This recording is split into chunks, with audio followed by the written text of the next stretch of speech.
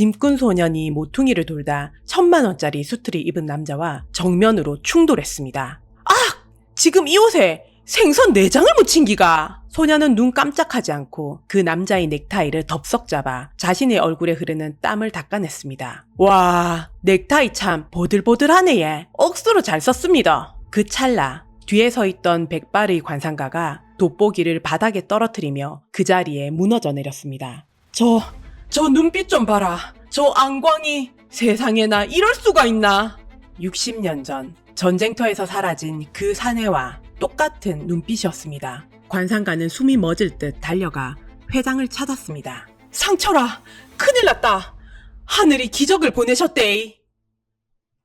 안녕하세요. 이상한 가족입니다. 오늘 이야기 시작합니다. 새벽 3시 부산 자갈치 시장의 산지 수산물 경매장. 비릿한 바다 냄새와 산더미처럼 쌓인 생선 상자들 사이로 거친 숨소리가 뿜어져 나왔습니다. 새벽 4시부터 활기를 띠기 시작하는 위판장 준비로 상인들의 발걸음은 이미 분주했습니다. 자기 몸집보다 2배는 큰 화로통을 짊어진 소년 미성이 땀을 뻘뻘 흘리며 미끄러운 바닥을 뚫고 지나가고 있었습니다. 미성의 진짜 이름은 미자. 살아남기 위해 사내 아이로 위장한 파양아 소녀였습니다. 미자는 경매장 모퉁이를 돌았습니다. 그만 퍽 하는 소리와 함께 누군가의 넓은 등판과 강하게 충돌하고 말았습니다. 아! 이거 돌았나? 지금 이 1,000만 원짜리 맞춤 수트에 그 더러운 생선 내장을 묻힌 기가! 비명을 지르며 돌아선 남자는 해운 수산 기업의 유일한 후계자 기태였습니다. 티끌 하나 없는 수트를 입은 기태는 자신이 옷섭에 길게 묻어난 시퍼런 생선 비늘과 핏물을 보며 숨을 헐떡였습니다. 결벽증이 있는 기태는 미간을 잔뜩 찌푸린 채 주머니에서 최고급 실크 손수건을 꺼냈습니다. 그는 기절할 듯한 표정으로 미친 듯이 옷을 문질러 닦았습니다. 기태의 뒤를 따르던 백발의 관상가도 깜짝 놀라 뒷걸음질을 쳤습니다. 하지만 미자는 눈 하나 깜짝하지 않았습니다. 그녀는 바닥에 떨어져 터진 얼음 주머니를 대충 발로 쓱쓱 문질러 치워냈습니다. 아이고 마, 형씨, 귀청 다 떨어지겠네. 그깟 옷 쪼가리가 밥 미겨줍니까? 시장 바닥에선 몸뚱이가 재산이라 얘. 내가 메고 있는 이 자연산 화로가 형씨 그 껍데기보다 100배는 더 비싸다 아닙니까? 뭐라고? 껍데기? 니 지금 눈깔이 삐었나? 당장 경찰 안 부르나? 기태가 길길이 날뛰며 핸드폰을 꺼내려 하자 미자는 코웃음을 쳤습니다. 그리고는 기태의 목에 곱게 매어 있던 최고급 명품 넥타이를 덥석 잡아 끌었습니다. 윽 하는 외마디 비명과 함께 기태의 허리가 확 꺾였습니다. 미자는 그 넥타이로 자신의 이마와 뺨에 흐르는 땀을 닦아버렸습니다. 경찰 부를 시간에 옆으로 좀 비키소. 아침 6시 징소리 울리기 전에 이놈들 다 옮겨야 한단 말입니다. 바빠 죽겠는데 길 떡 맞고 서서 억수로 진상이네 진짜. 넥타이 수건 참 보들보들하고 지기네 얘. 억수로 잘 썼습니다. 미자가 씩 웃으며 넥타이를 탁 놓아주었습니다. 땀이 닦여나간 미자의 얼굴이 환한 새벽빛 아래 선명하게 드러났습니다. 뽀얀 피부 위로 반짝이는 맑고 단단한 눈망울. 그 찰나의 순간 뒤에 서 있던 관상가가 손에 쥐고 있던 돋보기를 바닥에 떨어뜨렸습니다. 그는 다리에 힘이 풀린 듯 털썩 주저앉았습니다. 저 눈빛 좀 봐라. 저 안광이 세상에나 이럴 수가 있나. 관상가의 턱이 사시나무 떨리듯 진동했습니다. 60평생 수많은 사람의 얼굴을 보아왔지만 사람을 살리고 품어내는 진짜 제왕의 안광을 가진 자는 딱 한 명뿐이었습니다. 60년 전 전쟁통에서 명예회장을 대신해 죽은 사내였습니다. 관상가는 숨이 멎을 듯한 충격 속에서 미성의 뒷모습을 홀린 듯 바라보았습니다. 기태가 더러워진 넥타이를 쥐고 분통을 터뜨렸습니다. 하지만 관상가의 귀에는 아무 소리도 들리지 않았습니다. 같은 시각, 부산 해운대 마린시티에 위치한 해운기업 명예회장 상철의 자택 서재. 시장 시차를 마치고 헐레벌떡 뛰어들어온 관상가가 거친 숨을 몰아쉬고 있었습니다. 대외적으로는 회장과 관상가의 관계였습니다. 하지만 단둘이 있는 이 서재 안에서 두 사람은 60년 전 월남의 사선을 함께 넘었던 막역한 전우였습니다. 상철은 창밖의 광안대교를 등지고 서서 묵직한 목소리로 입을 열었습니다. 그래, 기태 그놈을 자갈치 시장에 데려가 보니 어떻던가? 사람 사는 냄새 좀 맡든가? 상철아, 지금 그게 문제가 아이데. 내가 오늘 기적을 봤다 아이가. 단순히 눈빛이 맑은 정도가 아니었다.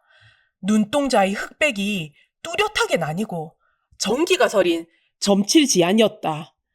운명이 모이는 양미간 명궁이 바다처럼 넓고도 깊었단 말이다.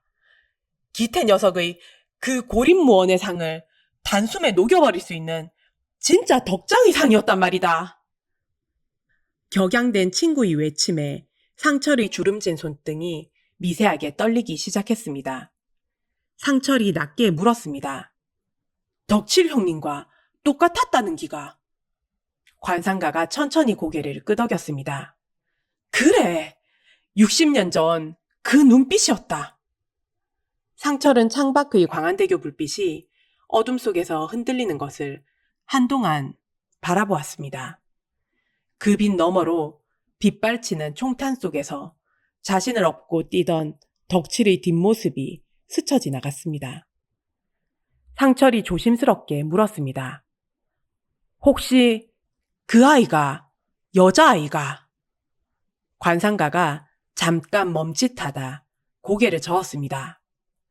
아니대, 짐꾼 청년이었다. 나도 그 눈빛을 보는 순간 덕칠 형님 핏줄일까 싶었는데 사내 아이니까 아인기라고 생각했지.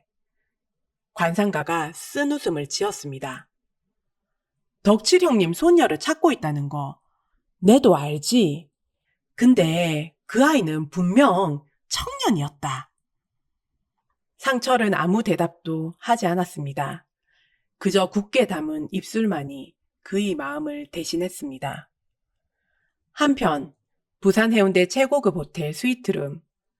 해운기업 명예회장의 동생이자 기태의 작은아버지는 양주잔을 흔들며 테이블 위에 펼쳐진 조감도를 탐욕스럽게 내려다보았습니다. 작은아버지가 비릿한 미소를 지으며 말했습니다. 형님도 이제 노망이 났다.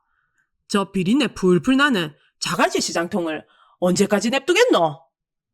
곁에 서 있던 검은 정장의 수아가 허리를 굽히며 맞장구를 쳤습니다. 지당하신 말씀입니다.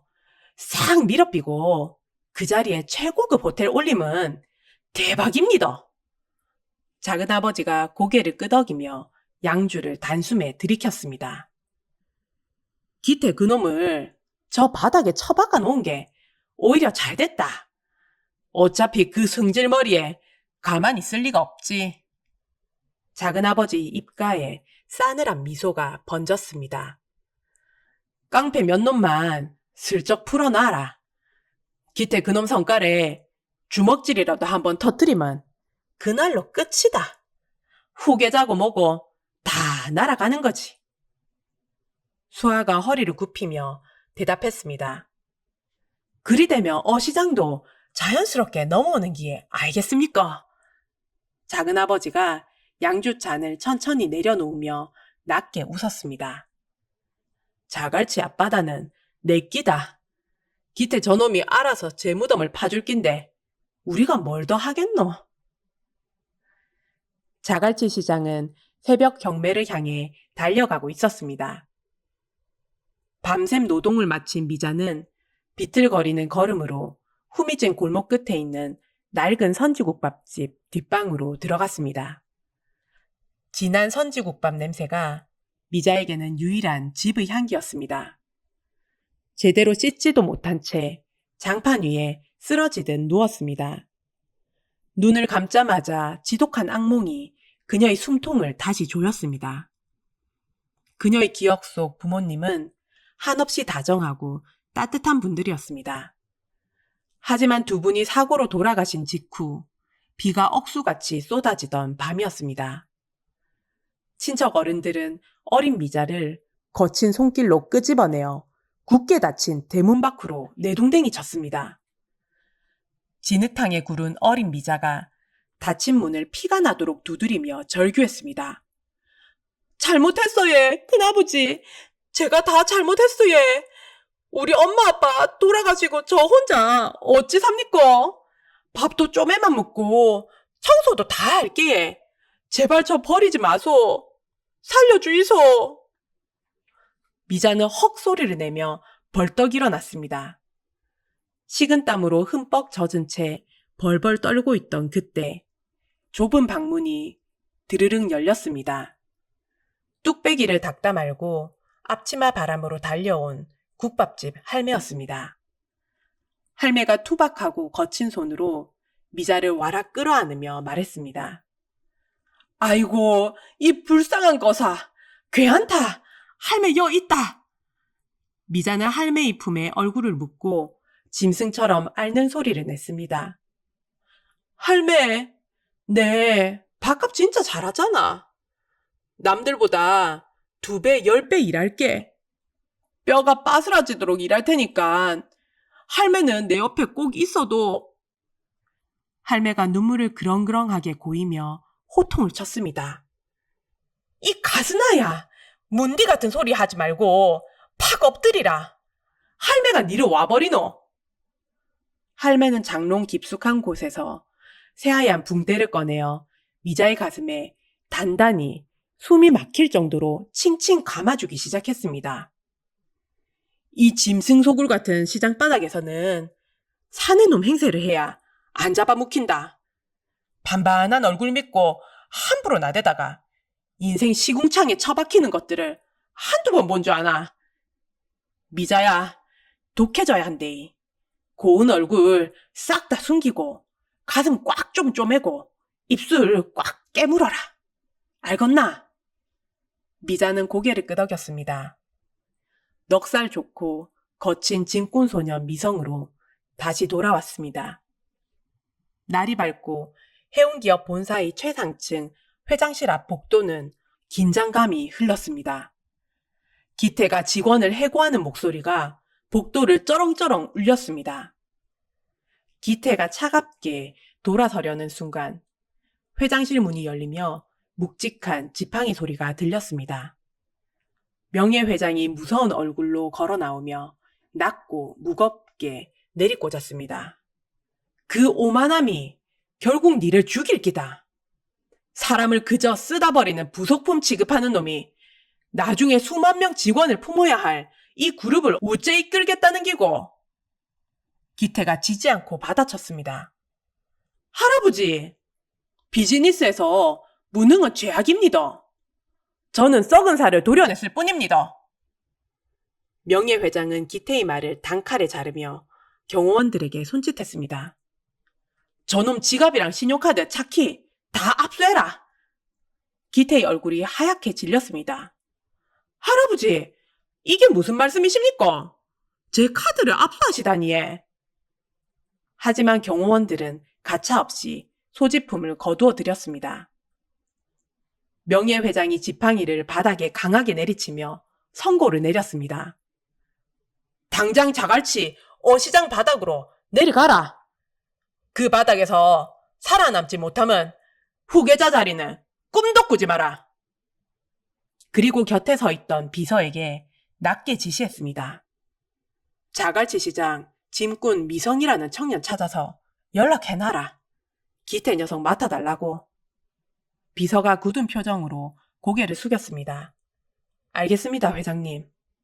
기태는 하늘이 무너지는 듯한 충격을 받았습니다. 평생을 최고급만 누려온 자신이 그 짠내나는 어시장통에 버려지다니 믿을 수 없는 현실이었습니다.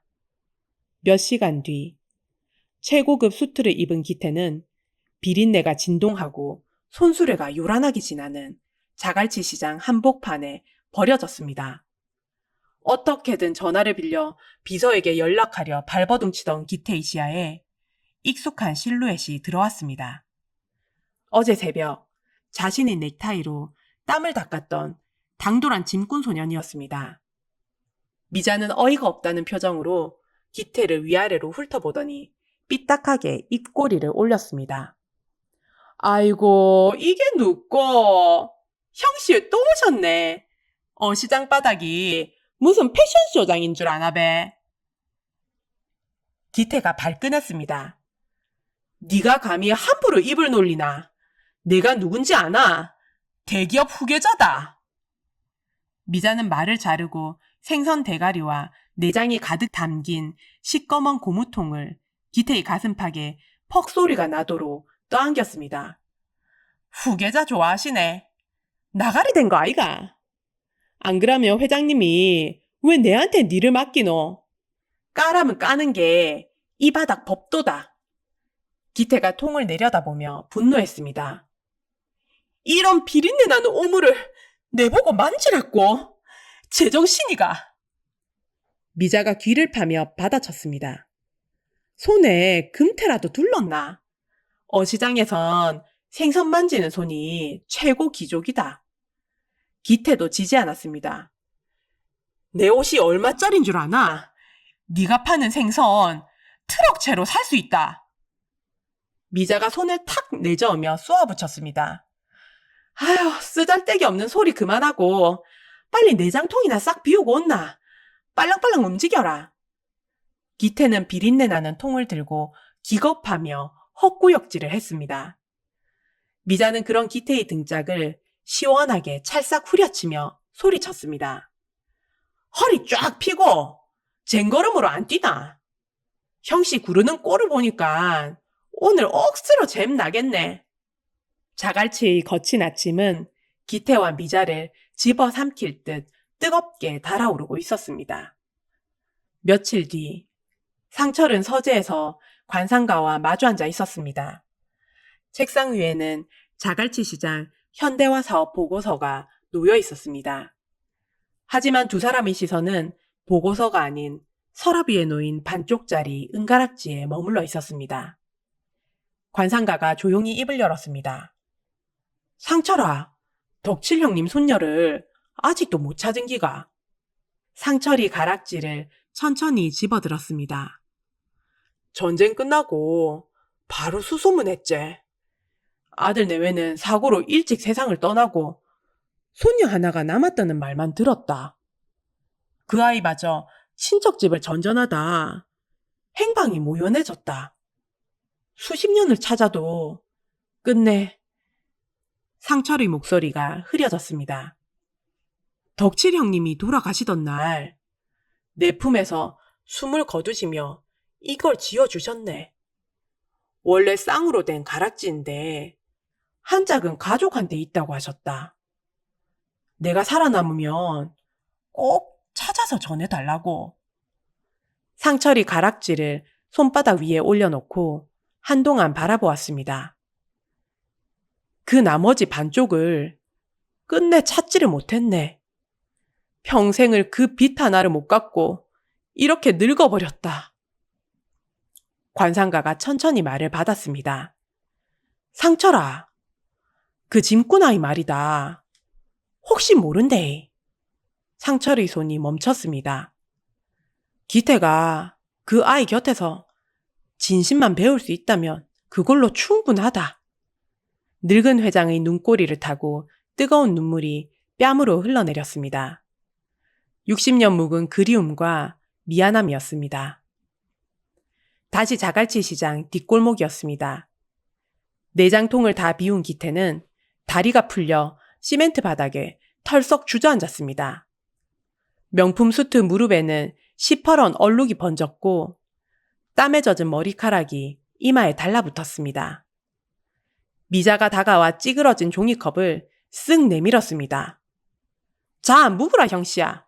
오늘 억수로 욕봤다. 이거나 좀 마셔봐라. 기태가 종이컵을 의심스럽게 쳐다보며 말했습니다. 이거 뭔데? 꾸정물이가? 아니면 뭐 내 암살하려고 독약이라도 탔나? 미자가 손을 탁 내저으며 받아쳤습니다. 아이고, 지랄도 풍년을 떠네. 이게 바로 자갈치 보양 믹스커피라는 기다.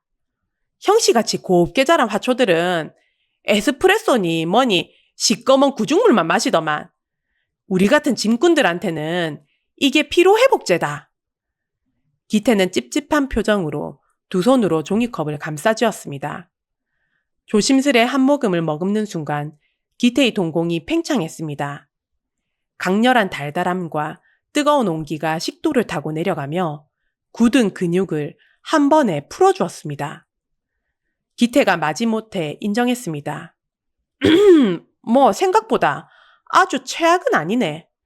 설탕이랑 프린 비율이 제법 과학적이다. 인정한다. 미자가 씩 웃으며 말했습니다. 그것 봐라. 사람 사는 맛이 다 이런 기다. 달달하고 씁쓸하고 뜨끈한 거. 형씨도 인자 슬슬 이 바닥 짠내에 정들어 가는갑네. 하지만 그 평화는 찰나였습니다. 위판장 입구에서 험상궂은 사내가 나이든 상인의 멱살을 잡고 흔들었습니다. 그는 어시장 현대화 추진위원회의 앞잡이 노릇을 하는 악덕 브로커였습니다. 사내가 거칠게 고성을 질렀습니다. 어이, 영감제! 이번 달 자릿세가 와 이 모양이고. 공사 들어가면 보상금 한 푼도 못 받고 길바닥에 나앉고 싶나? 당장 이자 쳐서 꽉꽉 채워 넣어라 안 카나? 늙은 상인은 어깨를 잔뜩 움츠리며 두 손을 모아 싹싹 빌었습니다. 그 광경을 지켜보던 기태의 미간이 사납게 구겨졌습니다. 턱 근육이 단단하게 솟아올랐습니다. 낯선 열기가 차올랐습니다. 기태가 낮게 중얼거렸습니다. 저건 불법 갈치잖아. 경찰에 당장 신고부터 해야 되는 거 아니가? 미자가 차갑게 받아쳤습니다. 경찰 부르면 뭐 달라지나? 저놈들 뒤에 누군지 아나? 대기업 해운사가 돈 매겨서 키우는 조폭 새끼들이다. 법보다 주먹이 가깝고 돈이 최고 무서운 데가 여기 시장바닥이라고. 기태는 현대화 사업의 민낯을 똑똑히 확인했습니다. 작은아버지가 밀어붙이는 호텔 건설 뒤에 숨겨진 추악한 폭력이었습니다. 기태의 호흡이 눈에 띄게 거칠어졌습니다. 미자는 주먹을 꽉 쥐고 달려가 사내의 팔목을 억세게 비틀어 잡으며 외쳤습니다. 어이, 아재요. 적당히 좀 합시다. 병원비도 없는 할매한테 삥 뜯을 게 뭐 있다고 이리 쥐잡듯이 잡는겨. 사내가 눈을 부라리며 소리쳤습니다. 뭐고 이 쥐새끼 같은 기. 니도 당장 어시장 바닥에서 모가지 잘리고 싶나?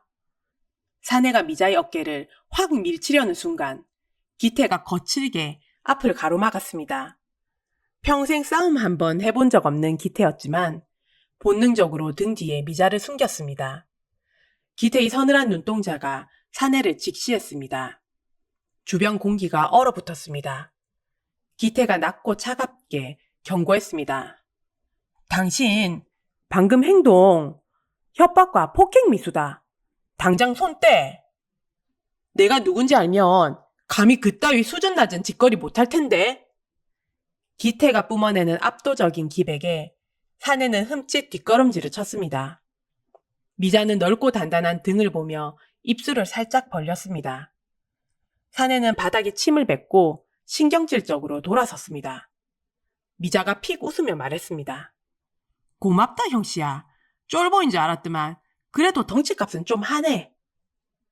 기태가 신경질적으로 돌아서며 말했습니다. 착각하지 마라. 나는 그냥 무식한 꼴 못 봐서 나선 것뿐이니까. 두 사람은 낡은 플라스틱 의자에 나란히 앉아 다 식은 커피를 마저 비웠습니다. 어시장의 소음은 여전히 요란했지만 두 사람의 어깨는 어느새 한 뼘 가까워져 있었습니다. 깊은 밤, 미자는 국밥집 뒷방에서 할매와 마주 앉았습니다. 할매가 미자의 짐가방을 꼼꼼히 뒤적이다 조용히 입을 열었습니다. 미자야, 니 그 은가락지는 단디 챙기고 있제? 친할배가 남긴 유품 아이가? 미자가 손사리를 치며 호탕하게 웃었습니다. 에이, 할매도 금가락지도 아니고 다 찌그러진 은가락지 한 짝인데 예. 그래도 돌아가신 엄마 아빠 뺨은 유일하게 남은 가족 흔적인데 내가 잃어버리겠어 예. 입꼬리는 올라갔지만 시선은 힘없이 방바닥으로 떨어졌습니다. 할매가 투박한 두 손으로 미자의 작은 손을 꽉 감싸쥐었습니다. 미자는 아무 말 없이 할매의 허리춤으로 파고들며 눈을 감았습니다. 가슴팍에 칭칭 감긴 붕대 안쪽에서 은가락지가 피부를 차갑게 눌렀습니다. 밤바람이 낡은 창문을 흔들었습니다. 다음 날 자갈치 시장의 공기는 팽팽하게 얼어붙어 있었습니다.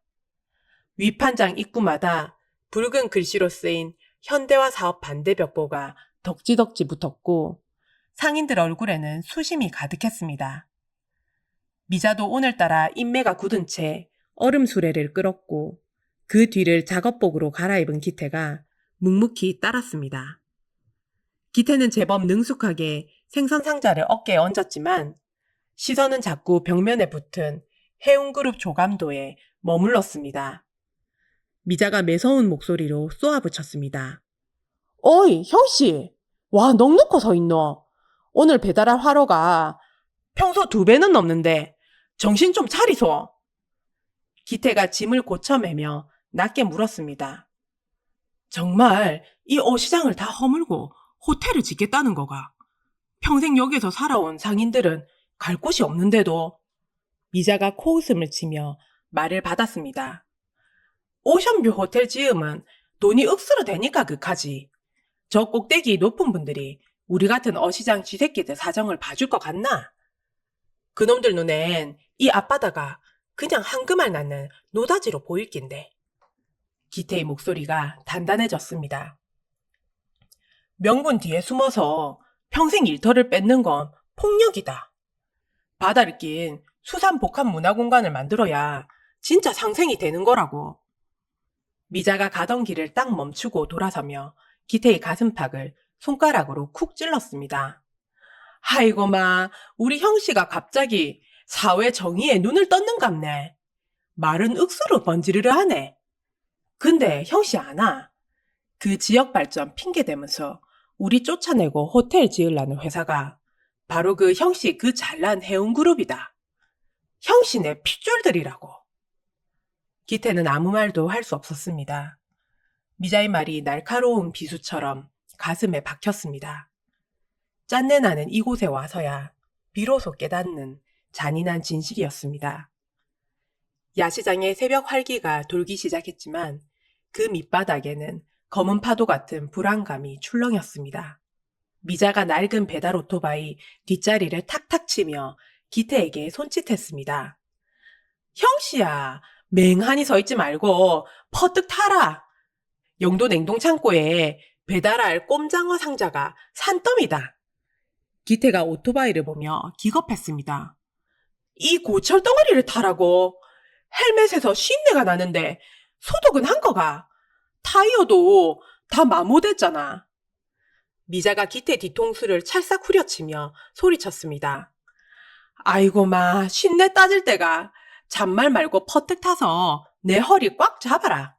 안 그러면 용도대교 건너다 바닥에 처박힌대. 기태는 울며 겨자먹기로 미자의 허리를 조심스럽게 감싸 안았습니다. 좁은 시트 위에서 두 사람의 몸이 찰싹 밀착되는 순간 코끝을 스치는 은은한 비누 향기에 기태의 가슴이 쿵 내려앉았습니다. 기태가 자신도 모르게 중얼거렸습니다. 짐꾼치고는 꽤 좋은 냄새가 나네. 미자가 시동을 거칠게 걸며 쏘아붙였습니다. 향기 같은 소리하고 자빠졌네. 이거는 내 땀내다. 생존의 냄새라고. 꽉 잡아라. 오토바이가 요란한 굉음을 내며 영도대교를 질주했습니다. 배달을 마친 두 사람은 국밥집 평상에 나란히 앉아 바닷바람에 땀을 식혔습니다. 미자가 보리차를 벌컥벌컥 들이켰습니다. 가로등 불빛에 미자의 붉고 촉촉한 입술이 반짝이고 뽀얀 목덜미를 따라 물방울이 흘러내렸습니다. 멍하니 바라보던 기태의 심장이 갑자기 쿵쾅거리기 시작했습니다. 기태는 황급히 고개를 돌리며 자신의 양 뺨을 찰싹찰싹 때렸습니다. 미자가 고개를 갸우뚱하며 기태 코앞까지 불쑥 다가왔습니다. 형씨야, 갑자기 뺨은 왜 때리노? 아이고, 얼굴이 와 이리 시뻘겋노? 기태가 기겁하며 뒤로 물러섰습니다. 오지마! 비린내 나니까. 비린내 때문에 숨 막히니까 저리 가란 말이야. 미자가 혀를 쯧쯧 차더니 앞치마 주머니에서 꼬깃꼬깃한 지폐를 꺼내 내밀었습니다. 자, 받아라. 오늘 옥소로 수고했다. 형씨 첫 일당이다. 잘난 에스프레소는 못 사 먹어도 자판기 커피는 배 터지게 마실 수 있으니까 감사히 받아라. 기태는 손바닥 위에 놓인 생선 냄새 배인 지폐를 한참 바라보았습니다. 수천억의 결제 서류를 만지던 손으로 번 생애 첫 진짜 노동의 대가였습니다. 기태가 조용히 말했습니다. 고맙다. 이건 내 인생에서 가장 무거운 일당이다. 미자가 쑥스러운 듯 콧등을 긁적이다 다시 진지한 눈빛으로 물었습니다. 근데 형씨는 와 그래 바득바득 호텔 대신 복합시설을 지어야 한다고 우기노? 기태가 어둠이 내려앉은 바다를 바라보며 천천히 입을 열었습니다. 호텔은 돈 많은 사람만 가지만은 문화공간은 누구나 갈 수 있다. 자갈치의 역사와 상인들이 피땀을 살린 공간을 만들면 그건 호텔 100개보다 훨씬 더 높은 가치를 가질 거다. 나는 이곳을 진짜 멋지게 살려놓고 싶다. 미자는 기태의 날렵한 옆모습을 물끄러미 바라보았습니다. 평생 자기밖에 모르는 오만한 화초라고 생각했습니다. 하지만 지금 기태의 눈빛만큼은 그 어떤 보석보다 단단하고 진실했습니다. 미자가 바지춤을 툭툭 털고 일어서며 기태의 눈을 똑바로 쳐다보았습니다. 미래라, 내는 태어나서 단 한 번도 그런 꿈을 꿔본 적이 없다. 당장 내일 밥값이 더 급하고 살아남는 게 내 인생의 전부였으니까. 근데 형씨 그 눈빛을 보니까 억수로 그럴싸해서 내 한번 팍 쏘아주고 싶네. 기태가 놀란 눈으로 미자를 올려다보자 미자가 씩씩한 미소를 지으며 말을 이었습니다. 말로만 떠드는 거면 당장 그 잘난 해운대로 돌아가라. 근데 진짜로 우리 같은 시장바닥 사람들한테 자신 있다면 절대 포기하지 말고 끝까지 부딪히 봐라. 내도 형씨가 말하는 거 그거 진짜로 살아보고 싶어졌으니까. 기태는 주먹을 꽉 쥐었습니다. 멀어지는 미자를 향해 굳은 목소리로 소리쳤습니다. 내가 한다. 진짜 한다고. 선지국밥집 주방으로 들어선 미자의 심장도 미친 듯이 요동쳤습니다. 어시장이 밤이 깊어지자 추진이 브로커들이 용역 깡패를 대동하고 들이닥쳤습니다. 그들은 붉은 고무대야를 군홧발로 차며 공포 분위기를 조성했습니다. 할매가 식칼을 쥐고 달려나와 막아섰지만 덩치 큰 깡패가 코웃음을 치며 할매를 거칠게 밀쳐냈습니다. 깡패가 쩌렁쩌렁 소리쳤습니다. 이 노친네가 어디서 칼부림이고? 여 인자 우리 해운그룹 구역이다. 목숨 부지하고 싶으면 당장 짐 싸서 꺼지라. 바닥을 나뒹구는 할매를 본 미자가 눈이 뒤집혀 짐승처럼 달려들었습니다. 이 썩어 문드러질 놈들아, 우리 할매한테 무슨 짓이고? 미자가 깡패의 두꺼운 팔뚝을 사정없이 물어뜯었습니다. 하지만 산만한 덩치들을 맨몸으로 당해내기엔 역부족이었습니다. 깡패가 쌍욕을 내뱉으며 미자의 뺨을 향해 두꺼운 손을 치켜드는 순간이었습니다. 어둠 속에서 누군가의 핏줄 선 손이 그 손목을 강하게 낚아챘습니다. 기태였습니다. 기태의 두 눈이 서늘한 얼음칼처럼 번뜩이며 낮게 경고했습니다. 내가 누군지 내 입으로 말하기 전에 당장 그 더러운 손 놓는 게 좋을 거야. 깡패가 당황하며 기태의 손을 뿌리치며 소리쳤습니다. 뭐고? 이 비린내 나는 거지 새끼는. 네가 뭔데 남의 일에 상관이고. 기태는 미자를 자신의 넓은 등 뒤로 완벽하게 숨기며 단호하게 선언했습니다. 나는 이 자갈치 어시장의 생존을 지키는 사람이다. 한 번만 더 이 사람들 몸에 손끝 하나라도 대면 너희들 뒤에 머리까지 통째로 찢어 발길 테니 똑똑히 명심해라. 호랑이 같은 기태의 기백에 눌린 깡패들이 욕설을 내뱉으며 슬금슬금 물러갔습니다. 미자는 기태의 단단한 등 뒤에서 덜덜 떨리는 호흡을 겨우 추스렀습니다. 기태가 천천히 돌아보며 미자의 어깨를 살폈습니다. 괜찮나? 어디 다친 데 없나? 미자가 기태의 손을 툭 쳐내며 고개를 푹 숙였습니다. 눈가에는 억울함과 두려움의 눈물이 그렁그렁 고여 있었지만 입술을 꽉 깨물며 독하게 쏘아붙였습니다. 누가 도와달라 했나? 형씨나 못난 주먹 쓰지 말고 조심해라. 저놈들 아주 사람 죽이고도 남을 지독한 놈들이라고.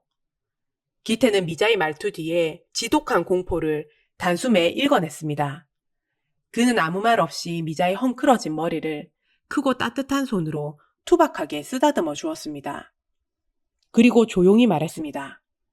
걱정 마라. 내가 있는 한 그런 일은 없을 테니까. 그 묵직한 약속은 자갈치의 차가운 밤 공기를 가르고 미자의 가슴 깊숙이 꽂혔습니다. 부산 기장 해안가에 위치한 해운그룹 소유의 비밀 별장.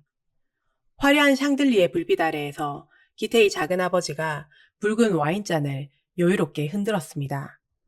그 앞에 검은 정장의 용역행동대장이 허리를 굽히고 보고했습니다. 상인들 반발이 생각보다 억수로 징그럽습니다. 기태 본부장이 진꾼 아새끼들이랑 상인들을 선동하고 자빠져서 해. 명도 소송만으로는 시간이 너무 끌릴 것 같습니다.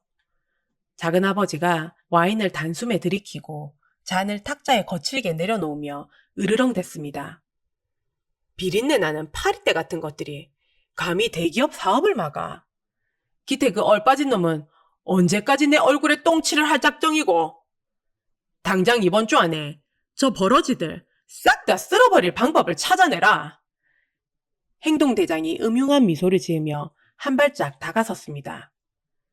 자갈치 어시장 창고 쪽은 지은 지 40년이 넘어서 누전사고가 잦습니다. 마침 오늘 밤은 바닷바람도 억수로 강하게 붑니다. 낡은 두꺼비집 쪽에 작은 불씨 하나만 우연히 떨어져도 게임 끝입니다. 상인들은 겁먹고 지발로 어시장을 뜰깁니다.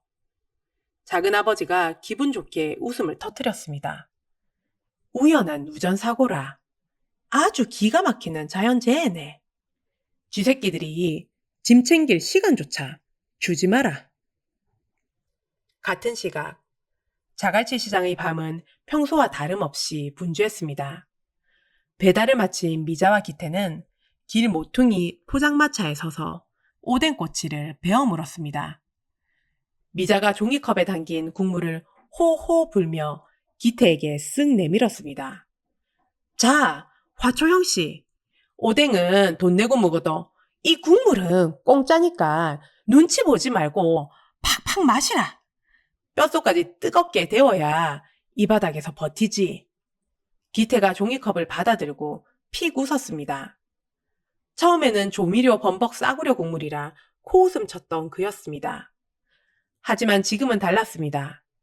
그 어떤 최고급 레스토랑의 수프보다 이 짭짤하고 뜨거운 국물이 몸과 마음을 더 깊이 채워주었습니다. 기태가 담담하게 말했습니다. 공짜치고는 꽤 훌륭한 맛이네. 네 덕분에 내 최고급 미각이 아주 저렴해지고 있다. 미자가 웃으며 말을 받았습니다. 저렴한 게 아니고 인자 사람 사는 참맛을 알아가는 기지. 아, 맞다. 냉동 창고 쪽에 할매한테 파스 갖다 주고 올게. 할매가 키우는 살찐이 밥도 줘야 하고. 형씨는 여서 국물이나 마시고 있어라.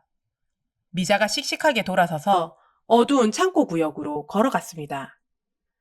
기태는 멀어지는 뒷모습을 보며 자신도 모르게 미소를 지었습니다. 그런데 그 따뜻한 평화는 오래가지 않았습니다. 펑 하는 둔탁한 폭발음이 울렸습니다. 어시장 안쪽 하늘로 시뻘건 불기둥이 무섭게 치솟아 올랐습니다. 순식간에 매캐한 검은 연기가 골목을 덮치고 사람들이 비명소리가 자갈치의 밤하늘을 찢었습니다. 불이야! 어시장 창고 쪽에 불났다! 위판장이 순식간에 아수라장으로 변했습니다. 상인들은 수레를 내팽개치고 출구를 향해 도망쳤습니다. 기태는 들고 있던 종이컵을 바닥에 툭 떨어뜨렸습니다.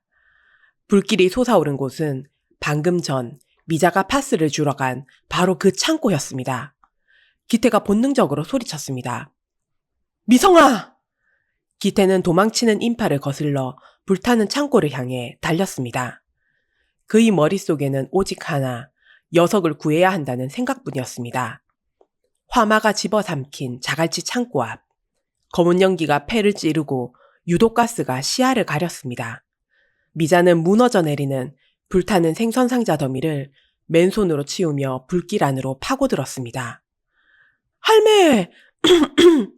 할매 어딨노? 창고 깊숙한 곳에 다리가 불편한 상인 할머니가 길고양이를 품에 안은 채 연기를 마시고 쓰러져 있었습니다. 미자는 셔츠 소매를 찢어 할머니의 코를 막고 그 작은 체구로 할머니를 등에 힘껏 업었습니다. 하지만 붉은 불길은 이미 퇴로를 막았습니다. 불이 붙은 거대한 지붕 판넬이 굉음을 내며 머리 위로 무너져 내렸습니다. 더는 피할 곳이 없음을 깨달았습니다. 눈을 질끈 감고 할머니를 몸으로 감싸 안는 순간이었습니다. 누군가 미자를 거칠게 낚아챘습니다. 바닥으로 함께 나뒹굴었습니다. 기태였습니다. 기태는 등에 불붙은 파편을 맞아가며 미자를 필사적으로 보호했습니다. 하얀 셔츠는 시꺼멓게 탔고 찢어진 팔에서는 붉은 피가 흘렀습니다.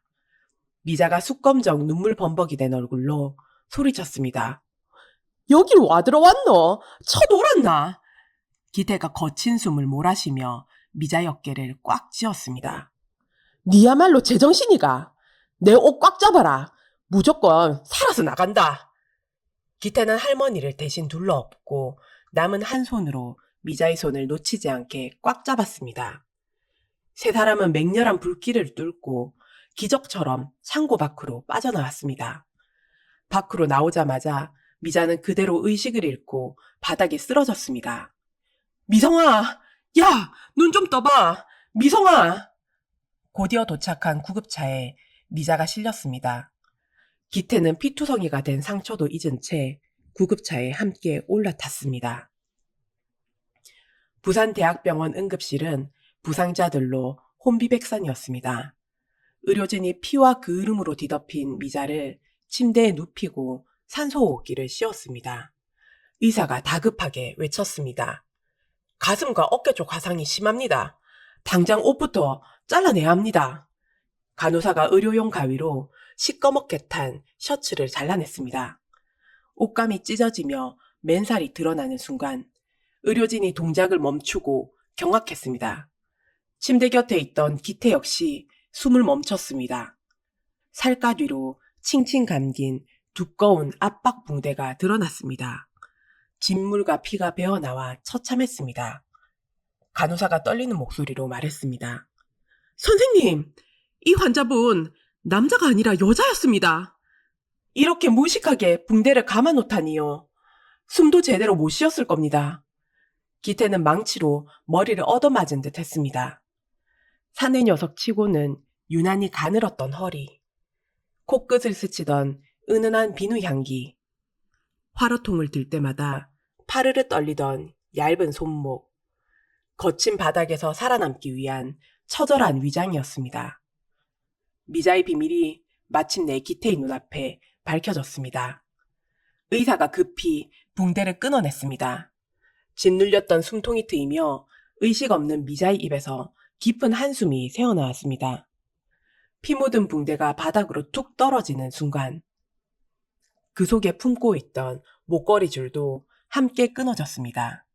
땡그랑! 영롱한 은빛을 내며 굴러온 물건이 기태의 구두코에 부딪혔습니다. 피 묻은 낡은 은가락지였습니다.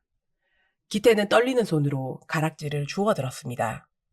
안쪽에 오래된 한자가 희미하게 새겨져 있었습니다. 기태는 직감적으로 알았습니다. 이것이 녀석의 목숨보다 소중한 물건임을. 간호사들이 화상 상처를 치료하는 동안 기태는 응급실 구석에 서서 하염없이 미자의 얼굴을 바라보았습니다.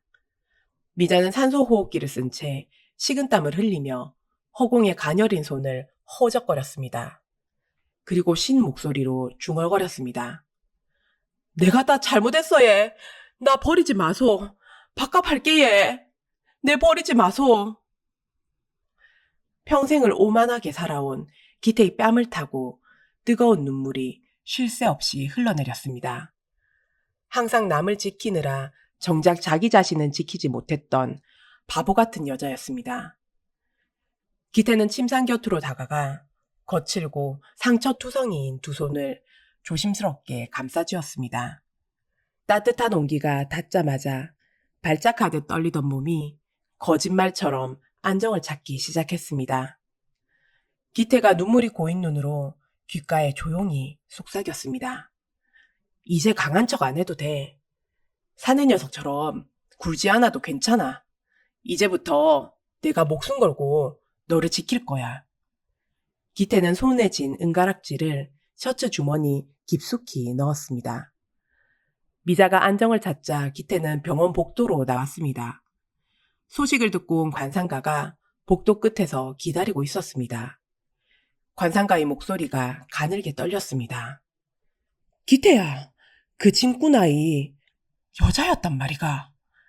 기태가 굳은 표정으로 고개를 끄덕였습니다. 그렇습니다. 저도 오늘 처음 알았습니다. 관상가는 한동안 말을 잇지 못했습니다. 처음 자갈치 시장에서 그 눈빛을 봤을 때 당연히 사내 아이라고만 생각했습니다. 하지만 지금 이 가락지와 여자라는 사실이 겹치는 순간 전혀 다른 가능성이 머릿속을 스쳤습니다. 기태야, 이 아이 신원을 당장 조사해야 쓰겄다. 내가 회장님께 직접 말씀드릴 끼니까 너는 아이 곁을 지키고 있어라. 기태가 고개를 끄덕이며 다시 응급실 안으로 들어갔습니다. 다음 날 아침, 미자가 천천히 눈을 떴습니다. 희미한 병실 불빛 아래 기태가 의자에 앉은 채 졸고 있었습니다. 밤새 자리를 지킨 듯 구겨진 셔츠에 머리카락이 헝클어져 있었습니다. 미자가 낮게 말했습니다. 형씨야, 집에 가서 자지. 왜 여있노? 기태가 번쩍 눈을 뜨며 허리를 세웠습니다. 깨어났네. 어디 불편한 데 없나?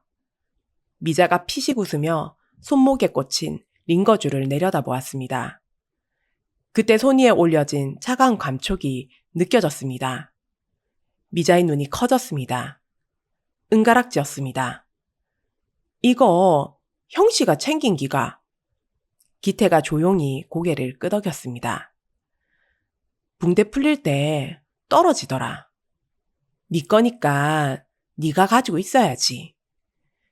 미자가 가락지를 손에 꽉 쥐었습니다. 기태가 잠시 머뭇거리다 낮은 목소리로 말을 이었습니다. 네 진짜 용감했다. 불 속에서 남을 먼저 구하다니. 미자가 고개를 돌리며 퉁명스럽게 받아쳤습니다. 내가 우리 할배 닮아서 그렇다. 그 할매 안 구하면 내가 더 마음이 불편하지. 별거 아니다. 기태가 짧게 웃다가 갑자기 진지한 표정으로 말했습니다. 그나저나 있잖아. 이제 여자인 거 알았으니까 형씨는 좀 아닌 것 같은데 인자부터 오빠라고 불러봐라. 미자가 눈을 동그랗게 뜨다가 어이가 없다는 듯 픽 웃었습니다. 오빠? 네 내랑 동갑이다. 몇 월생인지 까볼까? 내가 빠르면 누나라고 불러볼래? 기태가 잠깐 멈칫하더니 능청스럽게 받아쳤습니다. 몇 월생인데? 미자가 팔짱을 끼며 쏘아붙였습니다. 알려줄 것 같나? 기태가 피식 웃으며 고개를 저었습니다. 됐다. 그냥 형씨로 살란다. 미자도 아무 말 없이 가락지를 가슴팍에 조심스럽게 품었습니다. 병실 안에 잠시 따뜻한 침묵이 흘렀습니다. 소식은 해운그룹 본사 집무실에도 흘러들었습니다. 작은아버지는 비서가 가져온 보고서를 구겨쥐었습니다. 명예회장이 자갈치 의인에게 거액의 지원을 약속했다는 내용이었습니다. 거기다 기태를 바라보는 회장의 눈빛이 달라지고 있다는 말도 들렸습니다. 작은아버지 입가에 싸늘한 미소가 번졌습니다. 저 짐꾼 가스나 한 년 때문에 판이 이리 돌아가는 기가. 기태 그 얼빠진 놈도 전현한테 홀려가 완전히 맛이 갔고. 그는 서류를 탁자에 내던지며 수아에게 낮게 지시했습니다. 그 가수나 양부모 찾아내라. 돈다발 팍팍 쥐어주고 자갈치로 보내라. 전현 숨통부터 끊어놓으면 기태 녀석은 알아서 무너진다. 수아가 허리를 굽히며 조용히 대답했습니다. 이미 연락해놨습니다. 보상금 얘기 듣자마자 제 발로 기어 나오려던 참이었다고 합니다. 작은아버지가 기분 좋게 웃음을 터뜨렸습니다. 잘 됐네. 저것들 욕심이 우리 손을 대신해주는 기다. 그날 밤이 지나고 햇살이 쨍쨍하게 내리쬐는 대낮의 자갈치 시장. 위판장 한켠에 놓인 낡은 텔레비전 앞으로 상인들이 하나둘 모여들었습니다. 뉴스 화면에는 자갈치 어시장 화재 현장 사진과 함께 굵은 자막이 떴습니다. 불길 속 할머니 구한 자갈치 의인, 해운그룹 의인상 및 거액 보상금 수여 발표. 상인들이 술렁이었습니다. 저거 우리 미성이 아이가? 맞다. 저 사진 미성이네. 미자는 얼음 수레를 끌다 멈춰서서 화면을 멍하니 바라보았습니다. 기태가 그 옆에서 팔짱을 끼고 흐뭇하게 웃었습니다. 어떻게 이제 좀 당당하게 살아볼만 하나? 미자가 콧등을 긁적이며 퉁명스럽게 받아쳤습니다. 뭘 그래 쳐다보노? 얼른 일이나 하자. 미자가 생선 박스를 들려하자 기태가 잔소리를 늘어놓았습니다. 내가 무거운 거 들지 말라 했지? 화상 자국 덧나면 우짤락하노? 미자가 어이없다는 듯 받아쳤습니다. 형씨가 내 보호자가? 웃기고 자빠졌네. 나이도 동갑이면서 어디서 오빠 행세고. 두 사람이 다정하게 티격태격하며 위판장 한복판을 지나가던 찰나였습니다. 날카롭고 표독스러운 여자의 고함이 시장통의 소음을 찢었습니다. 저 썩을 년, 저 있네. 호적파인 도둑년이 사내 행세를 하고 자빠졌었네. 상인들의 시선이 일제히 그쪽으로 쏠렸습니다. 화려하게 꾸민 중년 부부와 건장한 사내들이 미자의 앞을 가로막았습니다. 10년 전 미자에게 누명을 씌우고 한겨울 길바닥에 내다버렸던 악독한 친척 양부모였습니다. 보상금 소식에 제 발로 기어 나오려던 참에 작은아버지의 돈다발까지 받아준 자들이었습니다.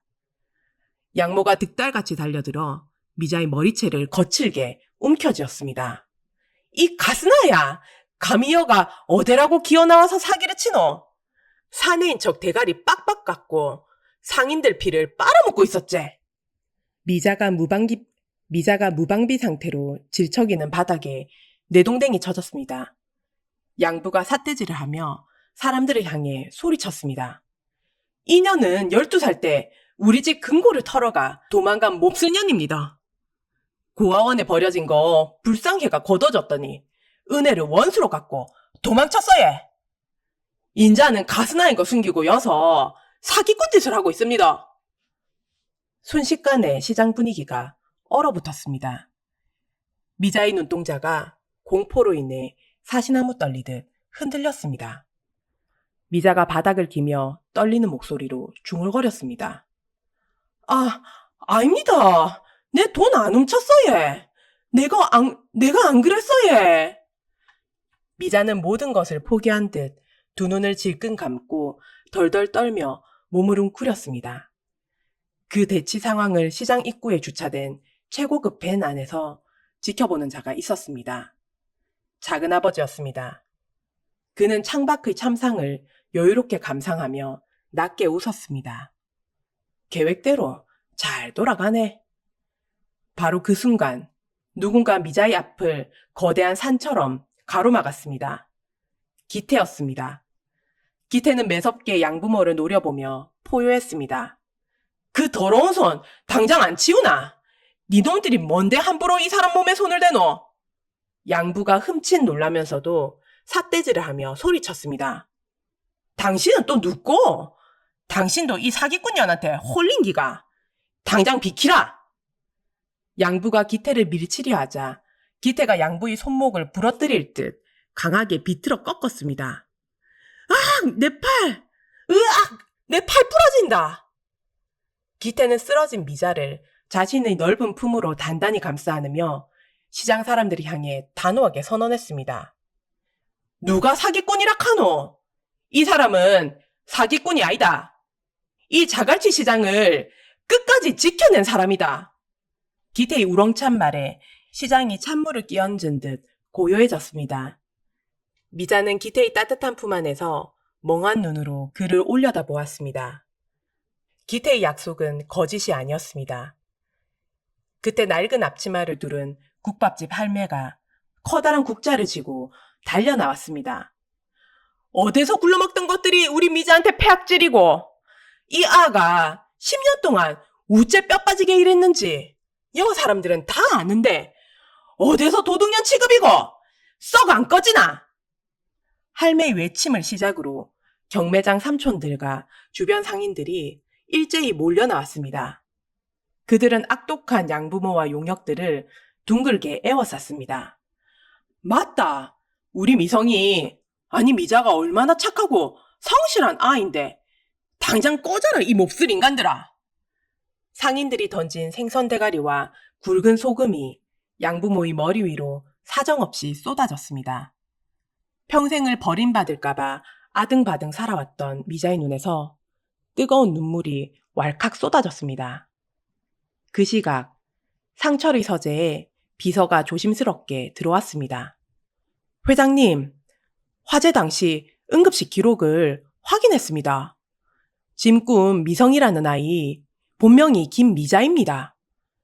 호적을 확인해보니 친척 양부모에게 입양됐다가 파양된 기록이 있습니다. 그리고 부친 쪽 조부가 비서가 내민 서류를 받아든 상철의 손이 멈췄습니다. 김덕칠입니다. 상철은 서류를 쥔 채 한동안 아무 말도 하지 못했습니다. 손이 사시나무 떨리듯 흔들렸습니다. 덕칠 형님, 설마... 상철은 더 이상 말을 잇지 못하고 자리에서 벌떡 일어섰습니다. 당장 차 대기시켜라. 내가 직접 확인해야 쓰겄다. 다시 자갈치 시장 바닥. 국밥집 할매가 펄펄 끓는 육수를 들고 나와 용역들을 향해 매섭게 흩뿌렸습니다. 이 천하의 문디 같은 놈들, 벼락 맞은 놈들, 어디서 남의 귀한 새끼를 건드리노? 뜨거운 국물에 놀란 용역들이 주춤하는 사이 상인들이 몽둥이를 들고 격렬하게 맞섰습니다. 하지만 전문적으로 훈련받은 용역들을 상대하기엔 힘이 부족했습니다. 결국 한 깡패의 강목이 기태의 어깨를 강타했습니다. 퍽 하는 소리와 함께 기태가 무릎을 꿇으며 신음을 흘렸습니다. 그 틈을 타 악독한 양모가 미자의 머리채를 잡아채며 바닥으로 끌어내리려 소리쳤습니다. 이 도둑년, 니년이 숨겨둔 돈이 어딨는지 당장 불어라. 양모가 미자의 낡은 진가방을 거칠게 빼앗아 패대기 쳤습니다. 가방이 터지면서 미자의 소중한 물건들이 질척이는 바닥으로 쏟아졌습니다. 목걸이 줄에 매달려 있던 은가락지가 튕겨 나왔습니다. 쨍그랑! 은빛 물체가 바닥을 굴러 멈춰 섰습니다. 미자가 입술이 터져 피를 흘리면서도 가락지를 줍기 위해 필사적으로 손을 뻗으며 외쳤습니다. 안 된다! 그거 우리 할배 유품이다! 손대지 마라! 양부가 비웃으며 가락지를 발로 밟으려던 찰나였습니다. 시장 입구에서 귀청을 찢는 듯한 급정거 마찰음이 울려 퍼졌습니다. 수십 대의 최고급 검은 세단들이 굉음을 내며 시장 골목을 완전히 포위했습니다. 차문이 열리며 최정예 경호원 수십 명이 쏟아져 나와 깡패들을 단숨에 제압했습니다. 밴 안에서 승리를 확신하던 작은아버지의 얼굴이 하얗게 질렸습니다. 경호원들이 도열한 가운데 가장 웅장한 세단의 뒷문이 열렸습니다. 명예회장 상철이 묵직한 지팡이를 짚고 위풍당당하게 걸어 나왔습니다. 회장의 눈빛은 늙은 호랑이처럼 매섭게 번뜩였습니다. 상철이 낮고 무겁게 포효했습니다. 아니 이게 도대체 무슨 짓들이고? 회장의 호통 한마디에 요란하던 시장통이 쥐죽은 듯 고요해졌습니다. 작은아버지가 사시나무 떨듯 떨며 회장 앞으로 기어갔습니다. 형님, 여는 웬일이십니까? 집에 계셔야 할 분이. 상철은 대답 대신 묵직한 지팡이로 작은아버지의 정강이를 사정없이 후려쳤습니다. 억하는 소리와 함께 작은아버지가 바닥에 뒹굴었습니다. 상철이 불벼락 같은 목소리로 내리꽂았습니다. 이 썩을 놈아! 그룹을 말아먹으려는 것도 모자라 짐승만도 못한 짓을 꾸며 네 놈이 내 손자와 이 시장 사람들을 짓밟고 무사할 줄 알았나? 회장의 진노에 용역 깡패들이 바닥에 납작 엎드렸습니다. 기태가 피 흐르는 어깨를 부여잡고 일어서서 미자를 부축했습니다. 악독한 양부모는 엄청난 광경에 넋을 잃고 벌벌 떨었습니다. 상철이 경호원들에게 손짓했습니다. 저 자식들을 당장 끌어안쳐라! 경호원들이 양부모의 목덜미를 잡아채어 차가운 바닥에 무릎을 꿇렸습니다. 시장 상인들은 환호성을 지르며 눈물을 흘렸습니다. 그때였습니다.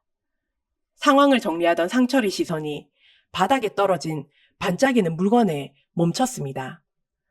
상철이 지팡이를 내팽개치고는 떨리는 두 손으로 바닥을 더듬어 가락지를 주워들었습니다. 가락지 안쪽에 희미하게 새겨진 덕이라는 한자였습니다.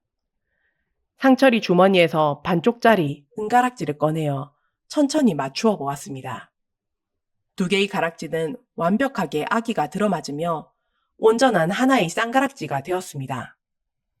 상철의 입에서 짐승의 통곡 같은 절규가 터져나왔습니다. 아, 덕칠형님! 그는 바닥에 무릎을 꿇은 채 가락지를 가슴에 품고 오열했습니다. 60년 세월 동안 단 한 번도 잊은 적 없는 이름. 덕칠이 남긴 마지막 징표였습니다. 상철이 눈물 범벅이 된 얼굴을 들어 상처투성이인 미자를 바라보며 떨리는 목소리로 물었습니다. 이것이 네가 가지고 있던 기가. 네가 정녕 덕칠이 핏줄이란 말이가. 미자가 어리둥절한 표정으로 고개를 끄덕이며 대답했습니다. 우리 할배가 아버지한테 남겨주신 깁니다. 할배 성함이 김덕칠 맞습니다. 얼음장처럼 차가웠던 늙은 회장의 두 팔이 미세하게 떨렸습니다. 상철은 멍하니 주저앉아 있는 미자를 향해 천천히 다가가 그녀의 야윈 어깨를 넓은 품으로 와락 끌어안았습니다. 그리고 목이 메어 울부짖었습니다. 아, 덕칠 형님, 내가 형님의 귀한 이 핏줄을 인자야 찾았습니다. 이 못난 늙은이가 너무 늦게 와서 미안하대. 살아남으려고 사내놈 행세를 하다니 내 억장이 무너진다. 상철의 뜨거운 눈물이 미자의 정수리로 뚝뚝 떨어졌습니다. 상철이 미자의 귀에 대고 떨리는 목소리로 말했습니다. 네 할배가 60년 전 월남 총탄 속에서 내 목숨을 구하고 돌아가셨다. 네가 바로 내 생명의 은인이다. 인자부터는 내가 내 남은 목숨을 바쳐서라도 니를 지킬 기다. 상철이 품 안에서 미자의 눈동자가 거세게 흔들렸습니다. 미자가 상철의 수트 깃을 꽉 쥐고 태어나서 처음으로 어린아이처럼 목 놓아 오열했습니다. 응, 할아버지, 할아버지. 뺨 위로 묻어있던 비린내와 먼지가 뜨거운 눈물에 씻겨 내려갔습니다. 미자를 남몰래 품어주었던 국밥집 할매는 앞치마를 뒤집어 쓴 채 오열했습니다. 상인들도 저마다 무기를 내려놓고 붉어진 눈시울을 훔쳤습니다. 기태 역시 붉게 달아오른 눈시울로 미자의 떨리는 어깨를 다정하게 감싸쥐고 미자의 어깨에 자신의 뺨을 조용히 기댔습니다. 차가운 철창이 닫히는 소리가 법정 복도를 서늘하게 울렸습니다. 판사의 단호한 판결문 낭독이 끝나자 방청석에서 박수가 터져 나왔습니다. 상인들이 피눈물을 쥐어짜려 했던 작은아버지는 양손에 수갑을 찬 채 바닥에 주저앉았습니다. 그가 핏대를 세우며 악을 썼습니다. 이럴 수는 없다. 내가 누군지 아나. 내가 이 해운그룹의 주인이다. 하지만 교도관들의 손길은 자비가 없었습니다. 그의 곁에는 악독한 친척 양부모도 함께 결박되어 있었습니다. 무거운 실형을 선고받은 그들은 서로를 탓하며 추악하게 울부짖었습니다. 그로부터 며칠 뒤 국립현충원에는 따사로운 봄햇살이 내리쬐고 있었습니다. 호국 영령들의 하얀 비석이 끝없이 도열한 묘역 한가운데 상철이 무릎을 꿇고 있었습니다. 그 뒤로는 말끔한 정장을 입은 기태와 단정한 검은색 원피스를 입은 미자가 나란히 섰습니다. 상철이 떨리는 두 손으로 최고급 청주를 묘비 앞에 천천히 뿌렸습니다. 60년 동안 잊지 못했던 이름, 육군 중위 김덕칠이라는 글자가 묘비에 새겨져 있었습니다. 상철이 목이 메어 말을 꺼냈습니다. 덕칠 형님, 이 못난 아우가 너무 늦게 왔습니다. 형님이 피를 쏟으며 죽어갈 때 나는 내 목숨 하나 건지겠다고 도망쳤습니다. 평생을 씻을 수 없는 죄인으로 살았습니다. 부디 나를 용서하지 마이소. 상철이 뼈저린 통곡 소리가 고요한 현충원 묘역에 메아리 쳤습니다. 대기업 거인도 은인 앞에서는 한없이 작고 초라한 늙은 전우일 뿐이었습니다. 상철이 미자의 손을 끌어당겨 묘비 앞에 함께 무릎을 꿇리며 말을 이었습니다. 덕칠 형님, 형님이 남겨주신 이 귀한 핏줄을 내 이제야 찾았습니다. 이 가엾으나가 사내 녀석처럼 살았단 말입니다. 내 심장이 천갈래 만갈래 찢어지는 것 같습니다. 인자부터는 우리 집안이 이 아의 가장 든든한 방패가 되어주겠습니다.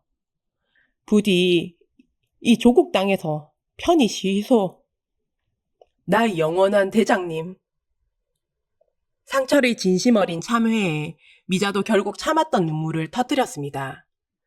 기태가 묵묵히 다가가 우는 미자의 어깨를 넓은 품으로 감싸 안았습니다. 그렇게 계절이 바뀌고 1년이 흘렀습니다. 잿더미가 되었던 창고구역은 수산 복합문화타운으로 다시 태어났고 두 사람은 그 중심에 서 있었습니다. 하루의 일과를 마친 두 사람은 옥상 정원에 올라갔습니다. 눈 아래로는 화려한 불빛을 반짝이는 부산 앞바다와 활기찬 자갈치의 전경이 펼쳐졌습니다. 오토바이 소리와 웃음소리가 섞여 올라오는 그곳은 사랑이 싹튼 고향이었습니다. 기태가 난간에 기대어 있는 미자의 뒤로 다가가 그녀를 부드럽게 끌어안았습니다. 미자가 기태의 품에 기대며 밤하늘을 올려다보다 조용히 말했습니다. 형씨야, 참 억수로 신기하제. 불과 1년 전만 해도 내는 짐꾼 아새끼였는데 인자는 이래 형씨 품에서 부산 야경을 다 보고 있네. 기태가 주머니에서 조심스럽게 작은 벨벳 상자를 꺼냈습니다. 상자 안에는 명예회장이 물려주었던 은가락지 한 쌍이 세상에서 가장 아름다운 백금 목걸이로 세공되어 반짝였습니다. 화려한 다이아몬드보다 1000배 만배는 더 값지고 무거운 가락지였습니다. 기태가 미자의 목에 목걸이를 정성껏 걸어주며 낮고 따뜻한 목소리로 말했습니다. 미자야, 내한테 진짜 사람 사는 길을 알게 해줘서 고맙다. 인자 니는 혼자가 아니다. 내랑 결혼해둬라. 기태의 진심 어린 프로포즈에 미자의 눈에서 기쁨의 눈물이 흘렀습니다. 미자가 눈물을 훔치며 씩 웃었습니다. 결혼은 해줄 끼다. 근데 그 전에 할 말이 있다.